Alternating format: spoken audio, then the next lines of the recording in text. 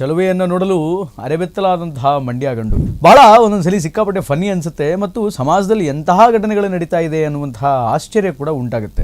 ನಿಮಗಂತ ಹೆಂಡತಿ ಮಕ್ಕಳು ಇದ್ದ ಮೇಲೆ ಪರಸ್ತ್ರೀ ಸಹವಾಸ ಯಾಕೆ ಬೇಕು? ಹುಟ್ಟಿನಿಂದ ಅಕ್ಕಪಕ್ಕದಲ್ಲೇ ಇದ್ದಂಥವರು ಅಥವಾ ಬಾಲ್ಯದಲ್ಲಿ ನಮ್ಮ ಜೊತೆಗೇ ಬೆಳೆದಂಥವರು, ನಮ್ಮ ಜೊತೆ ಓದಂಥವರು, ಅವ್ರ ಮೇಲೆ ನಂಬಿಕೆ ಕಡಿಮೆ. ನಮಗೆ ಹೆಣ್ಣು ಅನ್ನುವಂಥದ್ದು ಮಾಯೆ ಮುಂದೆ ಇವನು ಸೋತೋಗ್ಬಿಟ್ಟಿದ್ದಾನೆ ಪಾಪ.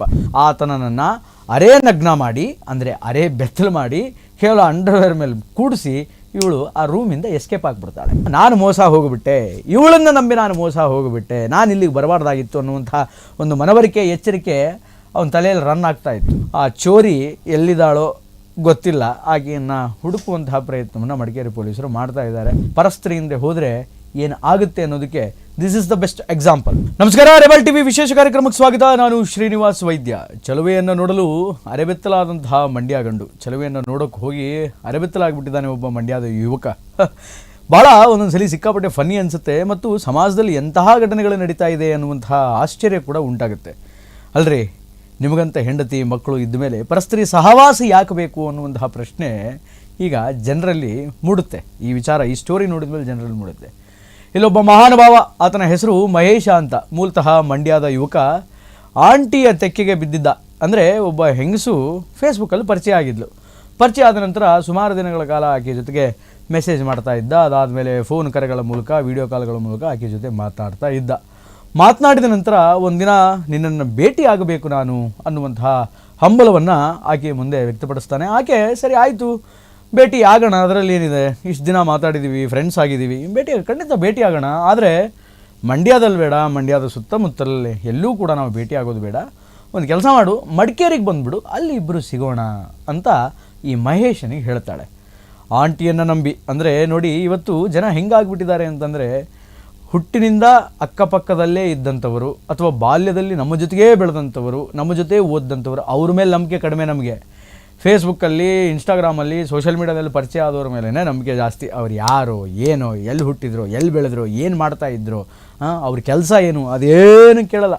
ಬಟ್ ವಾಟ್ ಎವರ್ ಬಿಡಿ, ಹೆಣ್ಣು ಅನ್ನುವಂಥದ್ದು ಮಾಯೆ ಮುಂದೆ ಇವನು ಸೋತೋಗ್ಬಿಟ್ಟಿದ್ದಾನೆ ಪಾಪ. ಏನು ಮಾಡ್ದ? ಸರಿ ಆಯಿತು, ಮಡಿಕೇರಿಗೆ ಬರ್ತೀನಿ ಅಂತ ಹೇಳಿಬಿಟ್ಟು ಚೆನ್ನಾಗಿ ಒಂದು ಸ್ವಲ್ಪ ಗೋಲ್ಡ್ ಗಿಲ್ಡ್ ಎಲ್ಲ ಹಾಕ್ಕೊಂಡು, ದುಡ್ಡು ಗಿಡ್ ಇಟ್ಕೊಂಡು ಚೆನ್ನಾಗಿ ರೆಡಿಯಾಗಿ ಮಡಿಕೇರಿಗೆ ಹೋಗಿದ್ದಾನೆ. ಮಡಿಕೇರಿಯಲ್ಲಿ ಆ ಹೆಣ್ಣುಮಗಳೂ ಕೂಡ ಇವನನ್ನು ಮೀಟ್ ಮಾಡಿದ್ದಾಳೆ, ಸಿಕ್ಕಿದ್ದಾಳೆ. ಇಬ್ಬರು ಕೂಡ ರೂಮಿಗೆ ಹೋಗಿದ್ದಾರೆ. ರೂಮಿಗೆ ಹೋದ ನಂತರ ಒಂದು ಸ್ವಲ್ಪ ದಣದು ಬಂದಿದ್ದಾನೆ ಮಹೇಶ ಅಂತ ಹೇಳಿ ಅದೇನೋ ಒಂದು ಪಾನೀಯ ಕೊಡ್ತಾಳೆ. ಪಾನೀಯ ಕೊಟ್ಟ ನಂತರ ಅವನಿಗೆ ಒಂದು ಸ್ವಲ್ಪ ಮತ್ತೆ ಬರೋಕ್ಕೆ ಸ್ಟಾರ್ಟ್ ಆಗುತ್ತೆ. ಮತ್ತೆ ಬಂದ ನಂತರ ಇವಳು ಫೋನಿಗೆ ಒಂದು ಕರೆ ಬರುತ್ತೆ. ಕರೆಯನ್ನು ಸ್ವೀಕರಿಸಿದಂತಹ ಈ ಹೆಣ್ಮಗಳು ಏನು ಮಾಡ್ತಾಳೆ ಅಂತಂದರೆ, ಮಹೇಶ, ನನಗೊಂದು ಎಮರ್ಜೆನ್ಸಿ ಕಾಲ್ ಬಂದಿದೆ ಮಗ, ನಾನು ಒಂದು ಸ್ವಲ್ಪ ಮನೆ ಹತ್ರಕ್ಕೆ ಹೋಗಿ ಬರ್ತೀನಿ, ಯಾರೋ ನಮ್ಮ ರಿಲೇಟಿವ್ಸ್ ತೀರ್ಕೊಂಡಿದ್ದಾರಂತೆ ಅಂತ ಹೇಳಿ ಆತನನ್ನು ಅರೆ ನಗ್ನ ಮಾಡಿ, ಅಂದರೆ ಅರೆ ಬೆತ್ತಲು ಮಾಡಿ, ಕೇವಲ ಅಂಡರ್ವೇರ್ ಮೇಲೆ ಕೂಡಿಸಿ ಇವಳು ಆ ರೂಮಿಂದ ಎಸ್ಕೇಪ್ ಆಗಿಬಿಡ್ತಾಳೆ. ಇನ್ನೇನು ಈ ಹೆಣ್ಮಗಳು ರೂಮಿಂದ ಕಾಲ ಆಚೆ ಇಟ್ಟಿದ್ದೇ ತಡ, ಆ ಕಡೆಯಿಂದ 3 ಜನ ಗಂಡಸರು ಆ ರೂಮ್ ಒಳಗೆ ಹೊಕ್ಕು ಈ ಮಂಡ್ಯದ ಮಹೇಶನನ್ನು ಮುಗ್ಗ ಹೊಡೆದು ಅವನ ಹತ್ರ ಇದ್ದಂಥ ಹಣವನ್ನು, ಅವನ ಹತ್ರ ಇದ್ದ ಒಡವೆಗಳನ್ನು ಫೋನ್ಪೇಯಲ್ಲಿ UPI ಮೂಲಕ ಅವನ ಹತ್ರ ಹೆದರಿಸಿ ಬೆದರಿಸಿ ಎಷ್ಟು ಹಣ ಇತ್ತೋ ಅಷ್ಟು ಹಣನೆಲ್ಲ ತಮ್ಮ ಅಕೌಂಟಿಗೆ ಹಾಕಿಸ್ಕೊಂಡು ಅಲ್ಲಿಂದ ಪರಾರಿಯಾಗಿದ್ದಾರೆ. ಮತ್ತು ಅವನ್ನ ಅಲ್ಲೇ ಇಟ್ಕೊಂಡಿದ್ದಾರೆ. ಮಹೇಶನ ಅಲ್ಲೇ ಇಟ್ಕೊಂಡು ಚಿತ್ರಹಿಂಸೆ ಕೊಡ್ತಾಯಿದ್ರು, ಹೊಡಿತಾಯಿದ್ರು, ಬಡಿತಾಯಿದ್ರು. ಆ ಗ್ಯಾಪಲ್ಲಿ ಮಹೇಶ ಹೆಂಗಾದರೂ ಮಾಡಿ ಈ 3 ಜನಗಳಿಂದ ಎಸ್ಕೇಪ್ ಆಗಬೇಕು, ನಾನು ಮೋಸ ಹೋಗಿಬಿಟ್ಟೆ, ಇವಳನ್ನು ನಂಬಿ ನಾನು ಮೋಸ ಹೋಗಿಬಿಟ್ಟೆ, ನಾನು ಇಲ್ಲಿಗೆ ಬರಬಾರ್ದಾಗಿತ್ತು ಅನ್ನುವಂಥ ಒಂದು ಮನವರಿಕೆ, ಎಚ್ಚರಿಕೆ ಅವನ ತಲೆಯಲ್ಲಿ ರನ್ ಆಗ್ತಾ ಇತ್ತು. ಹೆಂಗಾದರೂ ಮಾಡಿ ಇಲ್ಲಿಂದ ಎಸ್ಕೇಪ್ ಆಗಬೇಕು ಅಂತ ಹೇಳಿ, ಅಣ್ಣ ಒಂದು ಸ್ವಲ್ಪ ಬಾತ್ರೂಮಿಗೆ ಹೋಗಿ ಬರ್ತೀನಿ, ಮೂತ್ರ ವಿಸರ್ಜನೆಗೆ ಹೋಗಿ ಬರ್ತೀನಿ, ಸೈಡಿಗೆ ಬಂದವನೇ ಅರೆ ಬೆತ್ತಲಲ್ಲಿ ಮೇನ್ ರೋಡಲ್ಲಿ ಓಡೋಕ್ಕೆ ಸ್ಟಾರ್ಟ್ ಮಾಡ್ದ. ಓಡಿ ಮಹೇಶ ಬಂದಿದ್ದು ಎಲ್ಲಿಗೆ ಗೊತ್ತಾ? ಮಡಿಕೇರಿ ಪೊಲೀಸ್ ಸ್ಟೇಷನ್ಗೆ. ಮಡಿಕೇರಿ ಪೊಲೀಸ್ ಸ್ಟೇಷನ್ಗೆ ಬಂದಂತಹ ಮಹೇಶ ಅಲ್ಲಿ ತನ್ನ ಎಲ್ಲ ಕಥೆವ್ಯತೆಗಳನ್ನು ಪೊಲೀಸರ ಮುಂದೆ ಗೋಳಳಿತಾ ಹೇಳ್ತಾನೆ. ಅಯ್ಯೋ ಸಾರ್, ನನ್ನ ಪಾಡಿಗೆ ನಾನು ಮಂಡ್ಯದಲ್ಲಿದ್ದೆ, ಫೇಸ್ಬುಕ್ಕಲ್ಲಿ ಹಿಂಗೆ ಒಬ್ಳು ಪರಿಚಯ ಆದಲು, ಮಡಿಕೇರಿಗೆ ಬಾ ಅಂದ್ಲು, ಮಡಿಕೇರಿಗೆ ಬಂದಂಥ ಸಿಕ್ಕಿದ್ಲು, ಅದೇನೋ ಕುಡಿಸಿದ್ಲು ಸಾರ್, ತಲೆಗೆ ಕಿಕ್ಕೇರ್ಬಿಡ್ತು. ಆ ಗ್ಯಾಪಲ್ಲಿ ಅರೆಬೆತ್ತಲಾಗಿದ್ದೆ, ಅಷ್ಟರಲ್ಲೇ ಈ 3 ಜನ ಬಂದು ನನ್ನೆಲ್ಲ ಹೊಡೆದ್ರು ಸಾರ್ ಅಂತ.